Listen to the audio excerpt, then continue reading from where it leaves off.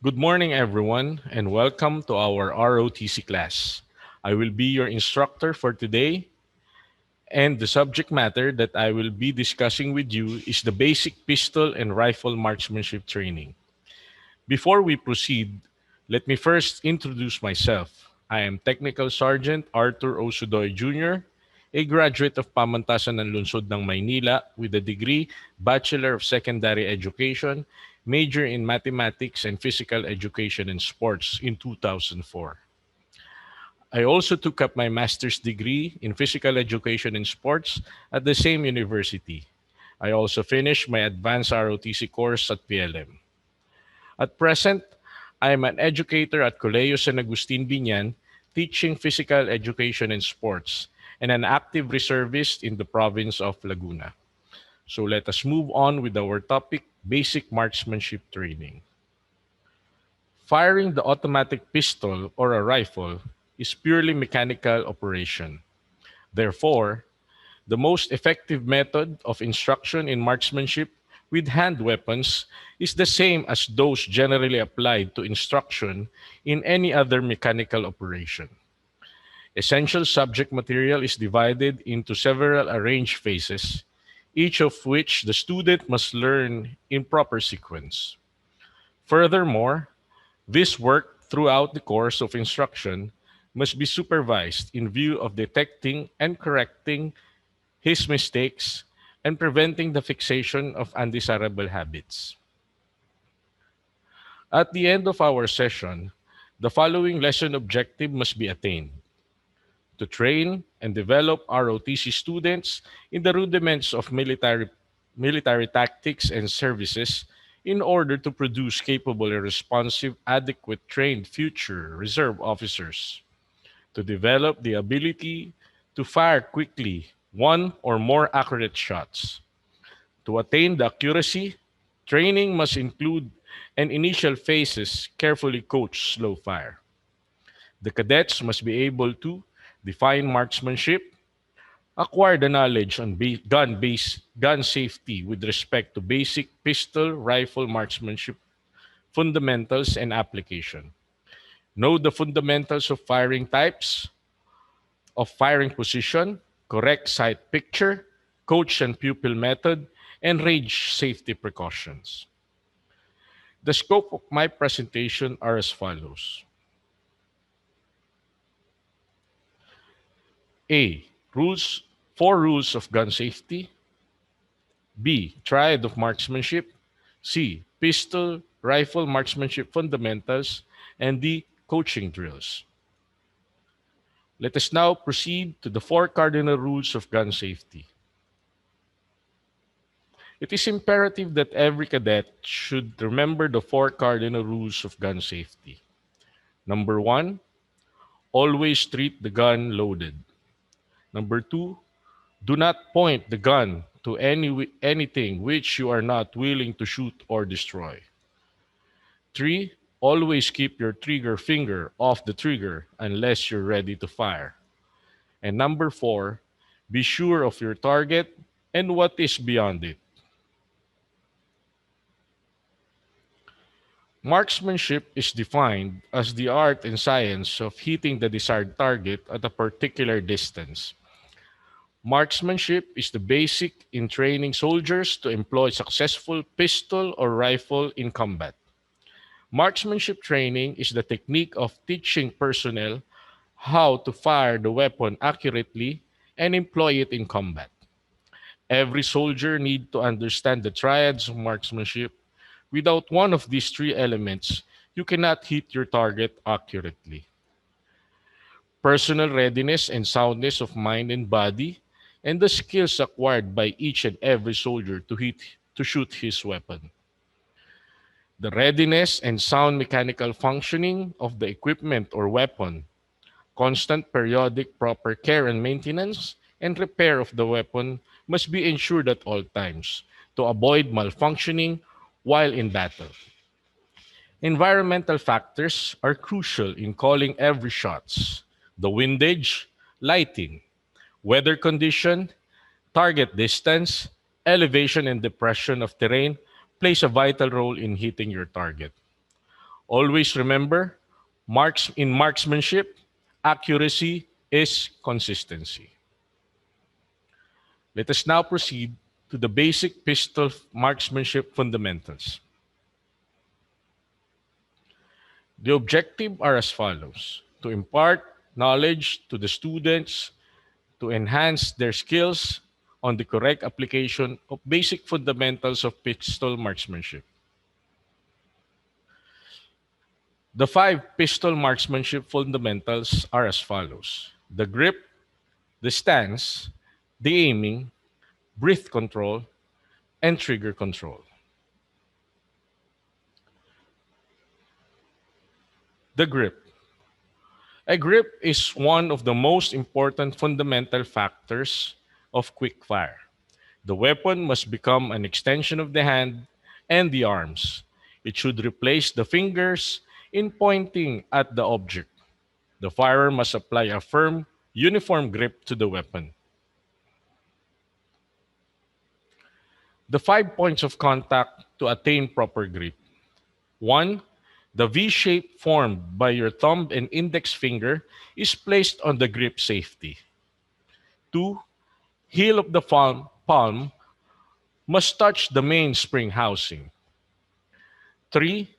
The three fingers is wrapped on the front strap of the pistol. 4.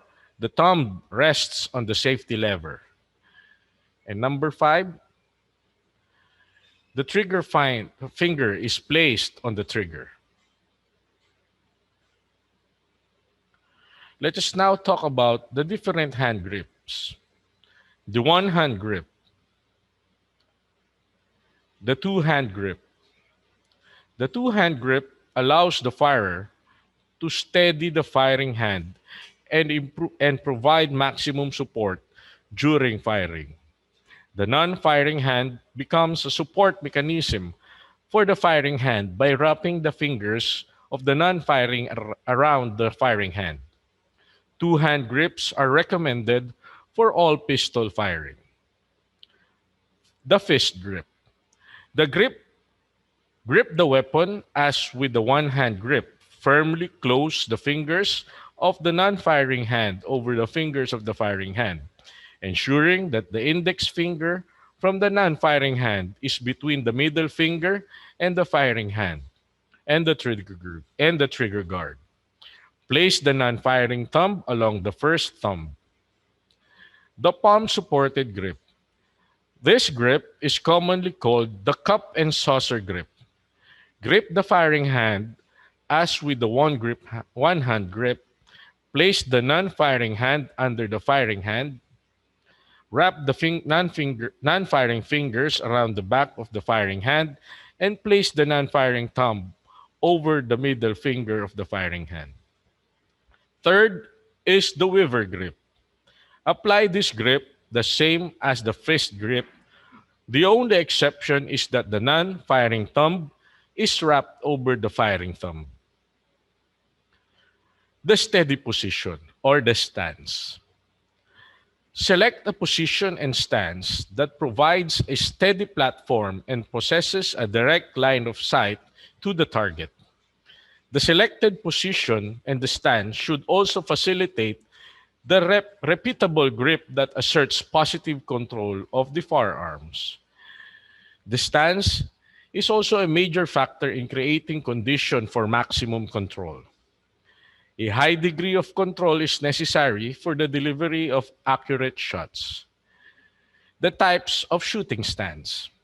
The one-hand stance or the precision stance.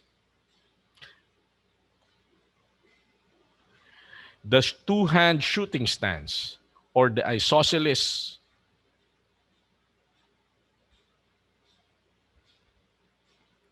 The modern isosceles and the weaver stance. Let us now proceed with aiming. Aiming is the act of pointing the weapon to the target. The following are the elements of aiming: the front sight, the rear sight, and the aiming point. What are the phases of aiming? The sight alignment. This is the relationship of the front sight and the rear sight. Sights comes in a variety of shapes and configurations, but they use alignment of the front and rear sights to acquire sight alignment and create a sight picture. Using one or both eyes, the goal is to create a deliberate point of aim that consistently coincides with the intended point of impact. Eye relief is the distance from the eye to the rear sights or the viewing lens of the scope. The eye relief will vary and exact eye relief distance will depend on the shooter, the firearm, and the type of sights employed for the firearms. Difficulties in acquiring sight alignment and sight picture can often be fixed with adjustments of the eye relief. An ideal eye relief will create an easily repeatable focal point when raising a firearm and acquiring the sights. Eye relief should also create a minimum safe distance from the viewing end of an optical scope. If held too closely, the shooter's face can receive an impact from the scope due to the rearward recoil of the firearms. Let us now talk about the eye dominance. Every human will have a dominant eye, the same as well have dominant hands or the shooting hand. For the most part, your dominant eye will be the same as your dominant hand, except for those lucky souls who are cross-eye dominants, as they have as they are in the right-handed and the left hand or the left eye dominant or vice versa. Understanding eye dominance is an important key to pistol and rifle marksmanship because a shooter who aligns the sight with their non-dominant eye, both eyes open, will usually impact the target far to the side where they aim. Before we get further, if there is a question of which eye is your dominant eye, a simple eye test can clear it up. Hold your hands in front of you with your palms facing away, fingers pointing upward, and making a triangle with your hands, just like this. Look through the window and focus on the distant object. While keeping focus, while keeping the focus on the distant object, bring your hands towards you until the backs of your hands are touching your face, just like this.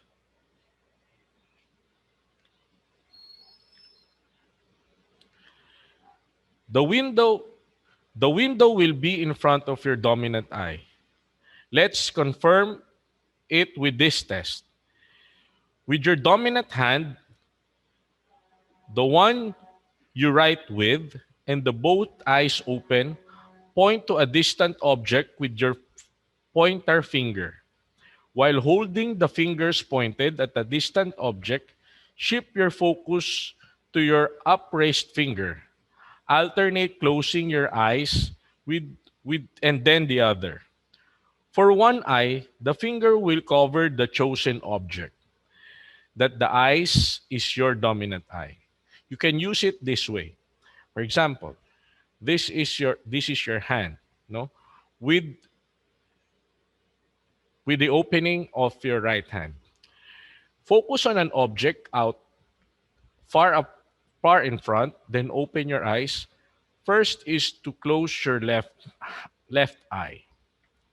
If that certain object falls within the circle of the fingers,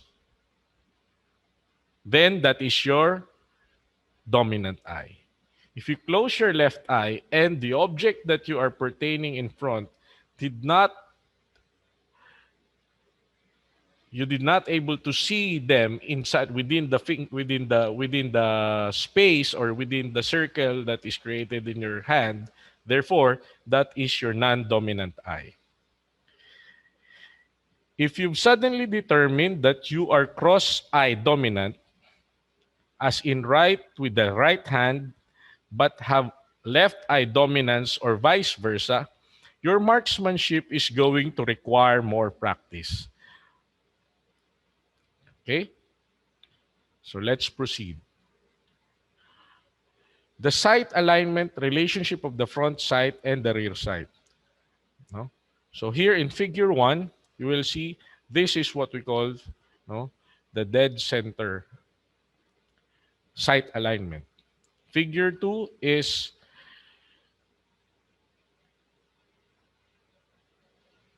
figure 2 is moderately left, and the figure 3 is the dead center. No?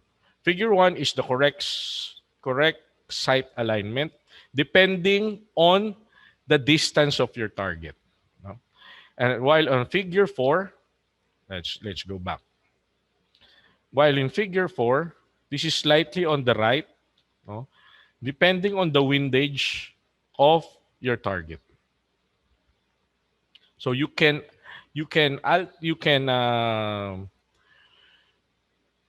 change, no, the sight alignment depending on the distance, depending on the windage or the wind direction of your target, of your environment that you are into, or maybe the elevation or the depression of your current position as a shooter. So the proper sight picture. So this is the relationship of the front sight and the rear sight and the aiming point. So here is the correct sight picture. No? The target or the aiming point, the front sight, and the rear sight. The front sight is clear, the rear sight and the aiming point is blurred. I'll be showing later a video, no, of how you will understand more on the sight picture alignment. The wobble area or the wobble area. When you are pointing your weapon, there is a natural wobble area when you are aiming at a certain target. And that is what we call the wobble or the natural wobble area when you are aiming at a target. Our eyes can only focus on one object at a time. So focus on the tip of your front sight. Let's go back. Okay, let's proceed. Let's now proceed to the breath control or breath control. During regular breathing, involuntary movements of the chest and shoulders are created by the diaphragm muscles. This movement of the diaphragm can alter the point of aim within the sight picture as the chest and shoulders rise and fall with each inhale and exhale. Breathing rhythm is depicted as a waveform. You can see here the empty lung technique. This is the natural respiratory pause when you exhale. So that is what we call the natural point of aim. Let's go back. Let us focus on, no, these two, the wavelength or the waveform and the movement of the sight alignment in connection with the wave. One more time. See, that is the natural respiratory pause. So that is the natural point of aim that we are talking about. The most relaxed position for holding a pistol where the sight picture will consistently go back to the aiming point in a natural manner. To control this movement, a person can hold their breath upon exhale to pause the breathing cycle and prevent involuntary movement of the chest and the shoulders. Take a shot before inhaling again. Use deeper cycles of holding one's breath to fire multiple shots that will be shown later on. Resume breathing between individual shots and strings of shots. Be sure to resume breathing. Without oxygen, the body will involuntarily shake and alter the point of aim within the sight picture. By controlling the rhythm of your inhalation and exhalation, a shooter can control their sight picture and take advantage of increased bodily stability for each shot.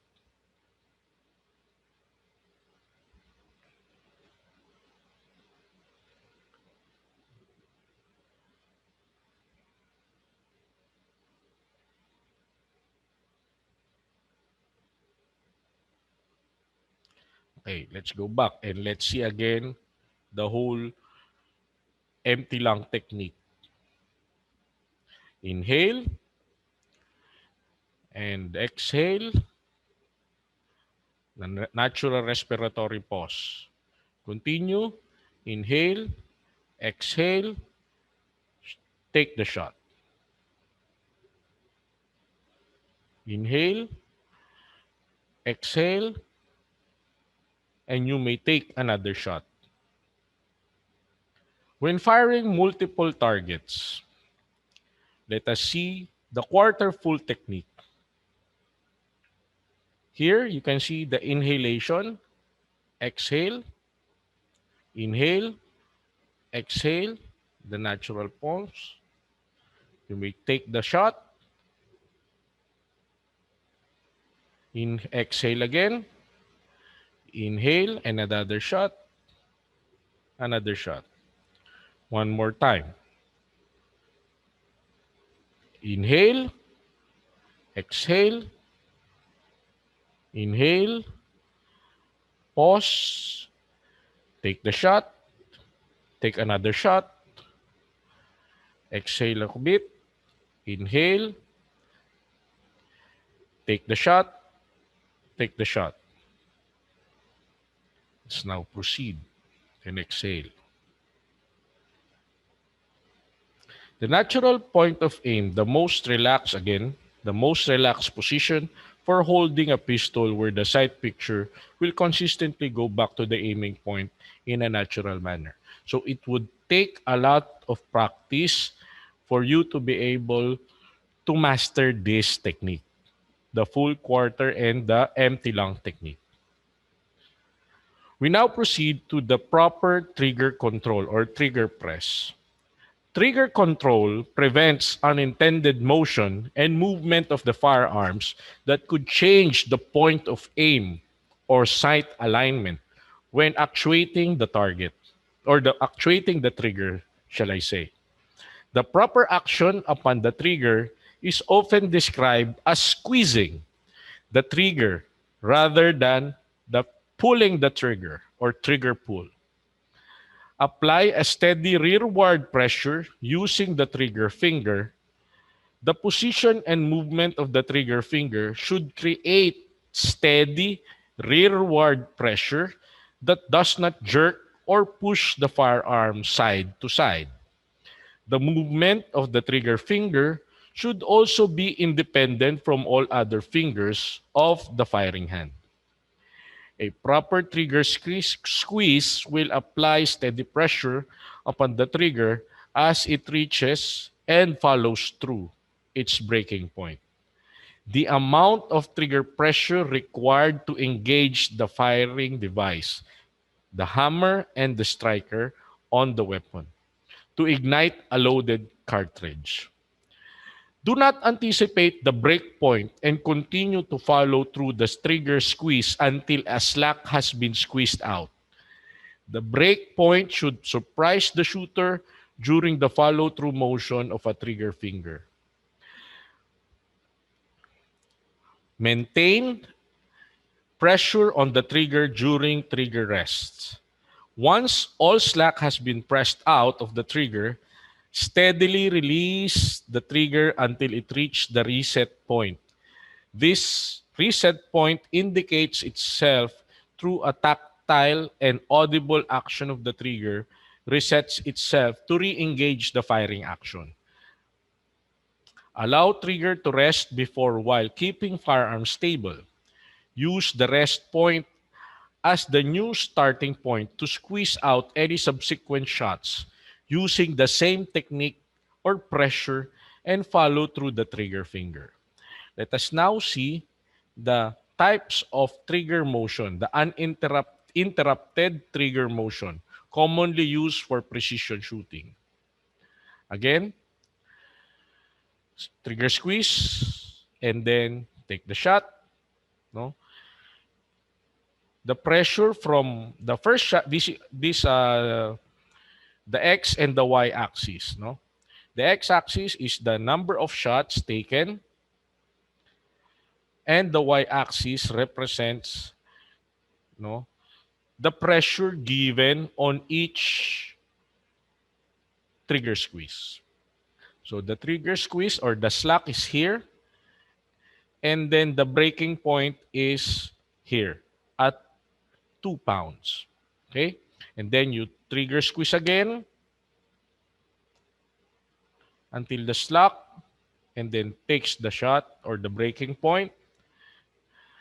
Squeeze again, and then breaking point. Squeeze again until the slack up to the breaking point.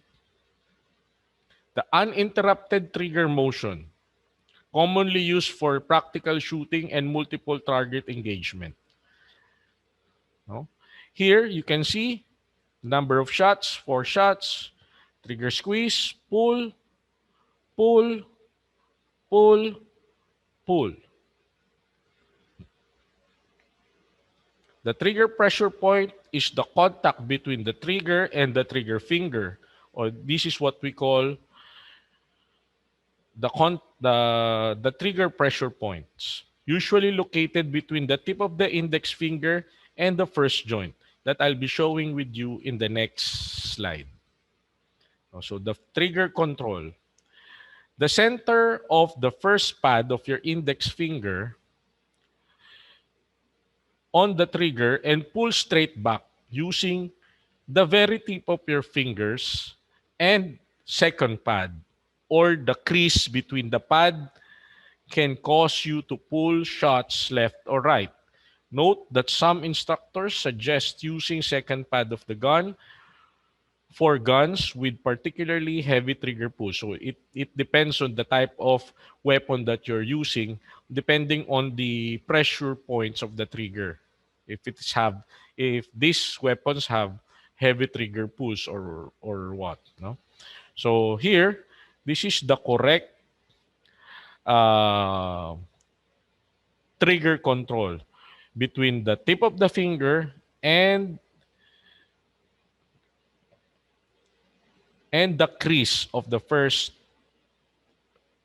between the finger pad. So this is the area at which your trigger should be placed. This one is the incorrect. This may cause a slack, no?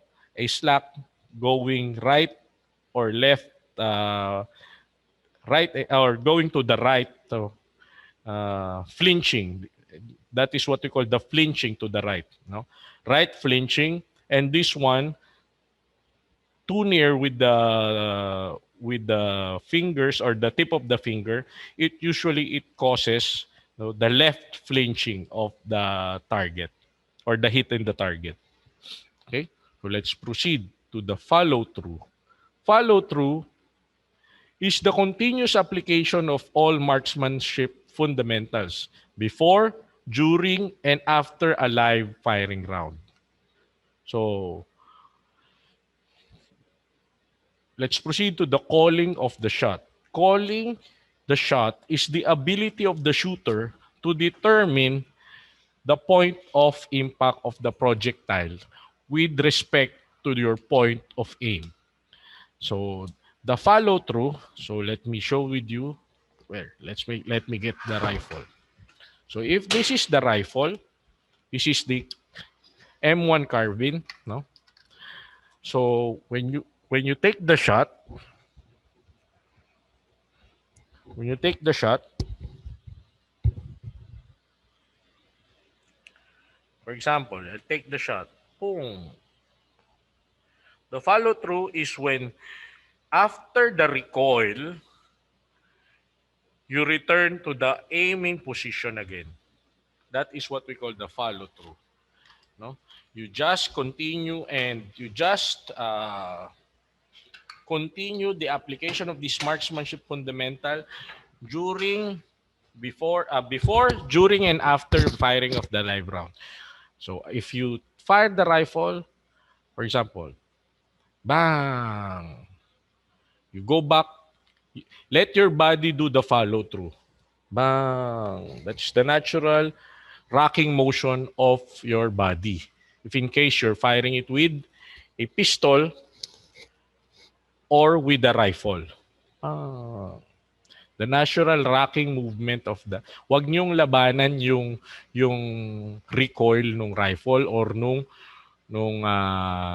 pistol. So you need to have a steady position to be able to achieve this follow through. So the point of impact, no, is where the projectile lands on the target, no, with respect to your point of aim. So you need to know how to call the shot. For example, you target it on the center. The point of impact, your point of aim is at the center. The point of impact should also be the center. That is what we call calling the shots. The correct point of aim with respect to the point of impact. This can only be achieved by determining the final focus point, the exact location of the sight picture that I have given you a while ago, at the instant the weapon fires. So establishing a system of firing one round. So first is get your grip, establish your stance, hold your breath properly, get your sight picture, aim, squeeze the trigger, straight to the rear, follow through, and call your shots. A shooter using one kind of pistol, same ammo, one aiming point, and one system should produce one whole touching shot group. Ibig sabihin, the groupings of the shot is near with each other or even overlapping. No? So let's proceed. So that ends the pistol marksmanship fundamentals. We now proceed to the M16 rifle marksmanship fundamentals. The only difference with the pistol and the rifle marksmanship is the positioning or the aiming, no? Or the stance, no? If in case, no, in the case of a pistol, no, and the M16 rifle, the only difference in the marksmanship fundamental is the positioning or the stance. So the second is aiming again, the sight alignment and the sight picture, the breathing, no? Again, we'll just be reiterating these fundamentals, the breathing and the trigger press, the interrupted and the uninterrupted trigger squeeze. So positioning, so one rifle team or one system is one rifle and one shooter. So as you can see here, no, non-firing hand grip, though the non-firing hand grip rests on the top of the hand guard. The grip of the non-firing hand is light. So here. So although sa iba't ibang mga rifle kasi meron yang mga depende yan sa klase sa shooter kung how he will hold the non-firing hand grip, no? So merong iba, let me show you again. May iba when they hold the rifle, like this one, this the non-firing hand, may iba nakaganyan, may iba nakagan, no? So depende yan sa klase ng how the orientation or kung saan mas do you call this? Kung saan mas comfortable yung shooter. Okay? Yung iba dito, especially when you are at a prone position, just like what is uh, presented on this picture on this slide. Okay? Second is the firing hand grip. So the firing hand grasps the pistol grip so it fits the V formed by the thumb and the forefingers, just like in the picture. Okay, next. The rifle butt position. The butt of the rifle is placed at the pocket of the firing shoulders. Here. It's between your armpit. This reduces the effect of recoil and help ensure a steady position. Next is the firing elbow placement. The firing elbow is important in providing balance. Its exact location depends on the firing and the fighting position used. Placement should allow shoulders to remain at a level. So here is the position of the firing elbow or the firing elbow placement. The non-firing elbow, no? The non-firing elbow is positioned firmly under the rifle, which allows a comfortable and stable position. Okay, so this is the position of the non-firing elbow. At a at this type of stance or the prone position.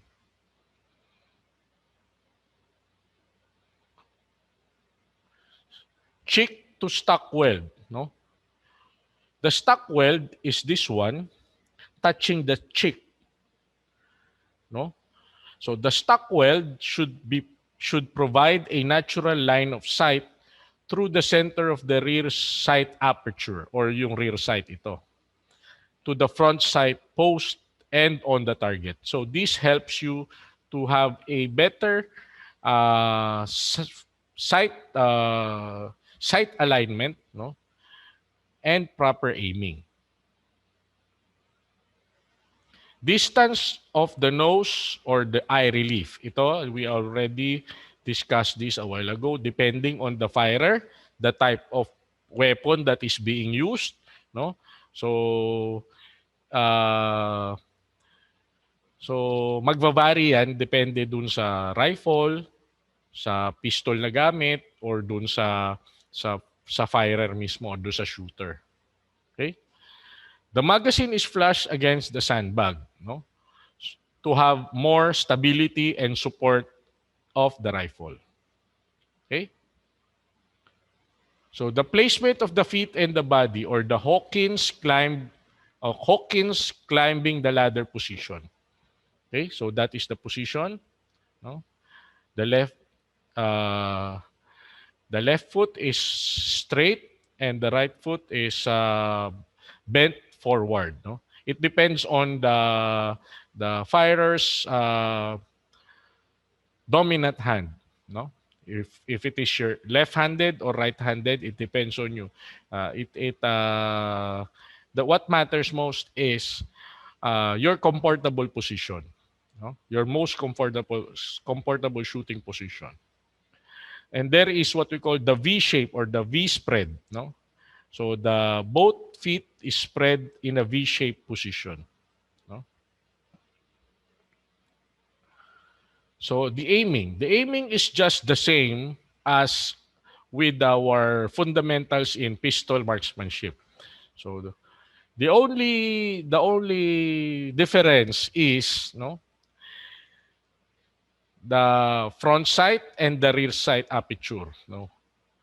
But the position or the principle of these three elements of aiming is the same with the pistol marksmanship.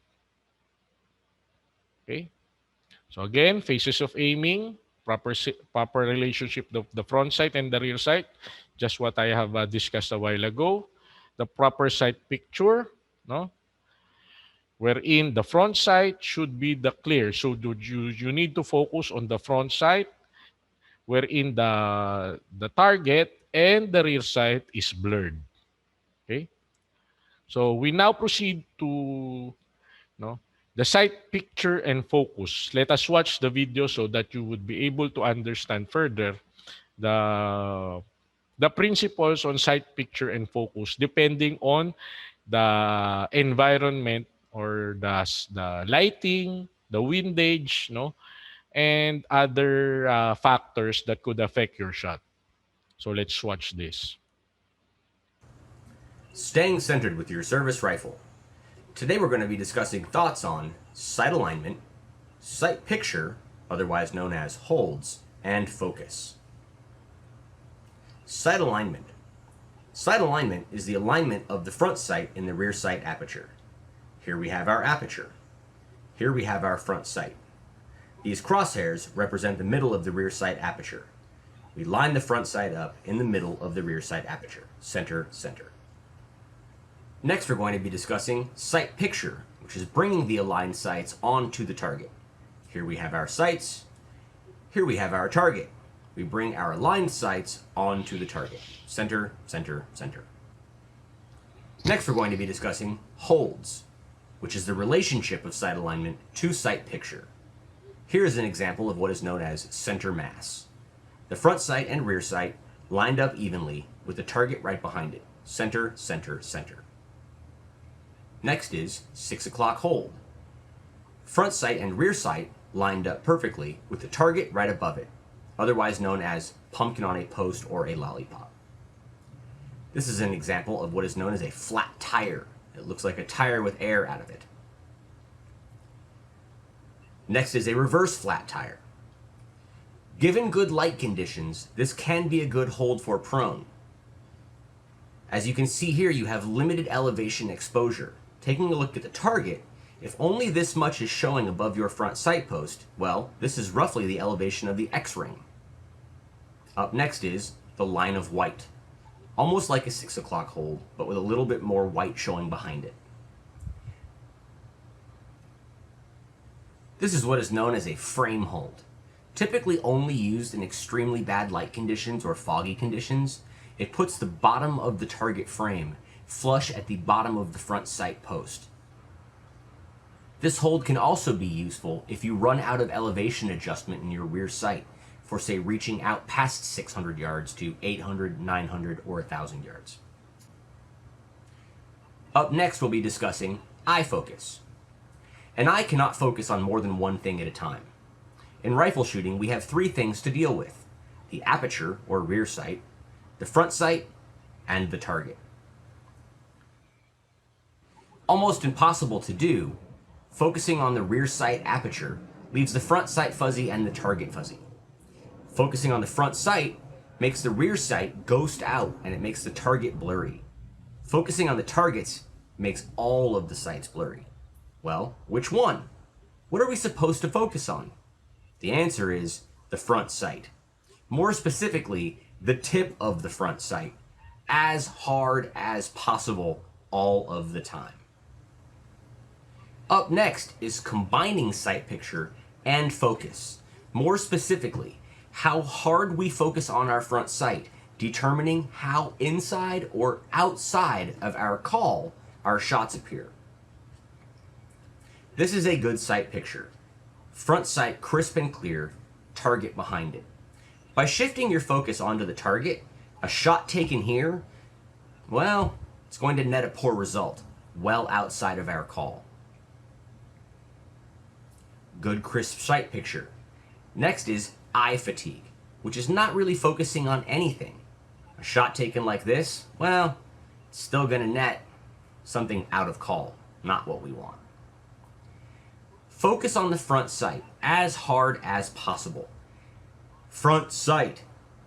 Even if that sight moves, which is what's known as our wobble, a shot taken here, still going to be inside of our call.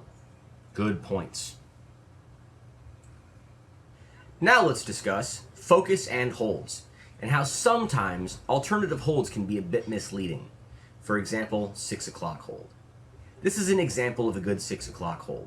The front sight lined up evenly in the rear sight aperture with the target right above it, 6 o'clock. Well, the edges of the target become diffused when you focus on the front sight post, and you can creep up into them. It's easy to bleed into this. A shot taken here, well, it's going to net a poor result. It's points lost out to elevation. Let's try another example. 6 o'clock hold. Well, you take a closer look, we actually put the target in the middle, with the front sight post underneath it. A shot taken like this, very poor result. Even more points lost out to elevation. Like I said, some of these holds can be really, really misleading. Take a look at this. Looks good, right? Except for we kind of put everything in the middle. Well, a shot taken like this, who knows where that's going to go. Up next, we'll be discussing center mass hold. It's natural. Everything is in the middle. Center, center, center. Things like light conditions, where it's maybe really bright outside and it makes your target appear really small. Well, guess what? It's still center, center, center. Center mass hold, a good standby to always have with you on your way to the high power range. Center mass hold. Thanks for watching this video. Good luck to you and your high power shooting journeys. Okay, so that's it. Let's proceed. So the breath control is just the same. We'll just reiterating our discussion a while ago. So the empty lung technique. Breathe in, breathe out, the natural respiratory pause. Breathe in, breathe out, hold your breath, the natural respiratory pause. You may take the shot within this range. Breathe in again, breathe out, natural pause. You may take again the shot if you will be holding your breath here, and then breathe in. Okay? So quarter full again, breathe in, breathe out, breathe in, breathe out, hold your breath, take the shot, exhale, breathe in, hold your breath, trigger squeeze or take the shot, and then breathe out, and then breathe in again. Okay? So trigger pressings, just the same, no? The interrupted and the uninterrupted, it's just reiterated, no? So here are the following marksmanship coaching drills. Patapos na tayo dito sa lesson natin. So the rifle marksmanship coaching drill are as follows.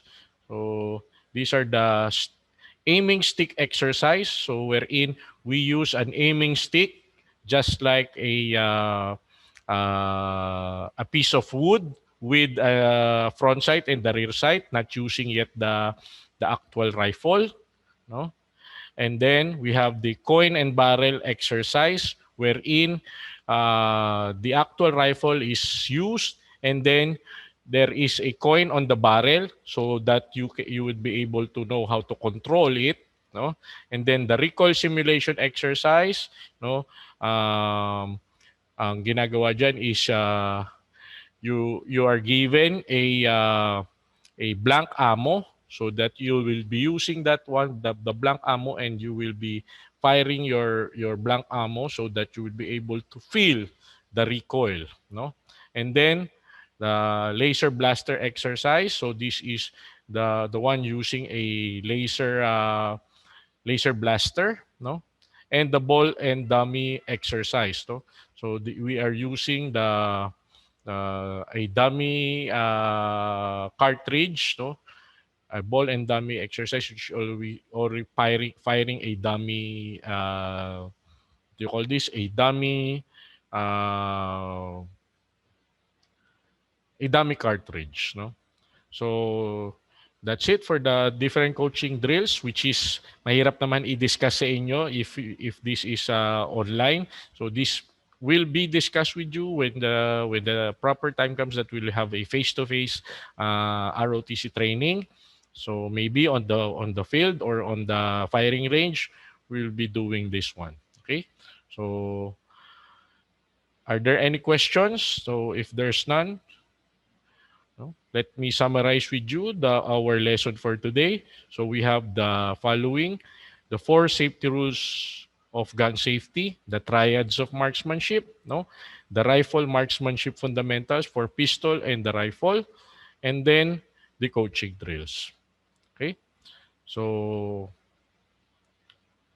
again, yun nga sinasabi natin kanina for the four cardinal safety rules of gun safety, the meaning of triads and of marksmanship, and the five fundamental marksmanship training. So, perfect practice makes a perfect shot. There are basics yet universal concept of marksmanship or levels of marksmanship. No? These are the basic yet universal concept that extend to all experience and skill level of marksmanship. They should serve as a structured guide in improving and troubleshooting shooting techniques when operating just about any firearms. A person training goal and firearms choice will dictate specialization in stance, in grip, in aiming technique, but all firearms specialization are built on the four fundamentals of marksmanship.